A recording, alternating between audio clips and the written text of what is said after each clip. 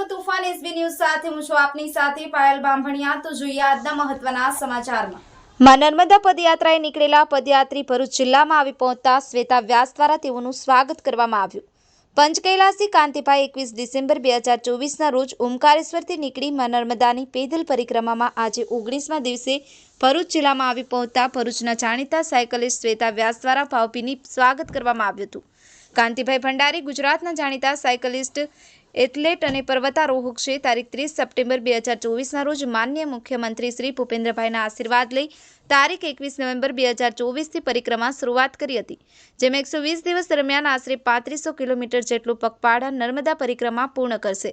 Cyclist Shweta વ્યાસ આ નર્મદા પરિક્રમા નિર્વિઘ્ન અને સફળતાપૂર્વક પૂર્ણ થાય તેવી શુભકામના પાઠવી હતી। Safiq Patel, Toofan SB news, Amod. 60 વર્ષની ઉંમરે જનરલી બધા શું કરતા હોય છે? ઘરમાં શાંતિથી બેસીને આરામ કરતા હોય છે। આજે આપણા ભરૂચમાં એક બહુ મોટા સાયકલિસ્ટ અને પર્વતારોહી કાંતિભાઈ પટેલ વલસાડથી આવી ચૂક્યા છે, જે આજે નર્મદા પરિક્રમામાં આપણા ભરૂચે આવતા હું એમનું શ્વેતા વ્યાસ સ્વાગત કરું છું। કાંતિભાઈ પટેલની એક ખાસિયત છે કે જ્યારે આ નર્મદા પરિક્રમા માટે નીકળ્યા ત્યારે આપણા મુખ્યમંત્રી ભૂપેન્દ્રભાઈએ પણ એમને એક શુભકામના આપી અને એમને એક પત્ર પણ આપ્યો છે એમની આ યાત્રા સફળ રહે એના માટે। તો આપણે કાંતિભાઈ પટેલને કહીએ કે આપણને જણાવે એમના વિશે અને તેમની આ થોડી યાત્રા વિશે। હા કાંતિભાઈ। નર્મદે હર શ્વેતાબેન, સૌપ્રથમ તો તમારા આભાર, આટલા દૂરથી તમે ભરૂચથી છે કે અહીંયા સુધી અમને રસ્તે મળવા આવ્યા તે બદલ। હું છું પંચકૈલાસી કાંતિ પટેલ, વલસાડ જિલ્લાના વાપીનો રહેવાસી છું। મેં પંચ કૈલાસ યાત્રા કરી છે, પંચ કેદાર કરી છે, પંચ બદ્રી કરી છે, 4 ધામ યાત્રા કરી છે, 12 જ્યોતિર્લિંગ કર્યા છે, 2 વાર અમરનાથની યાત્રા કરી છે અને એ સિવાય હું ગુજરાતનો જાણીતો સાયકલિસ્ટ છું અને પર્વતારોહક છું।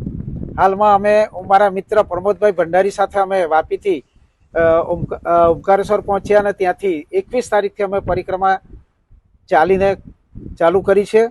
આજે 21 નવેમ્બરે અમે ચાલુ કરી લે, આજે 9 ડિસેમ્બર થઈ, 19 દિવસ થયા છે। 19 દિવસમાં અમે આશરે 550 કિલોમીટરનું અંતર કાપી નાખ્યું છે અને અમે આગળ વધીએ છીએ।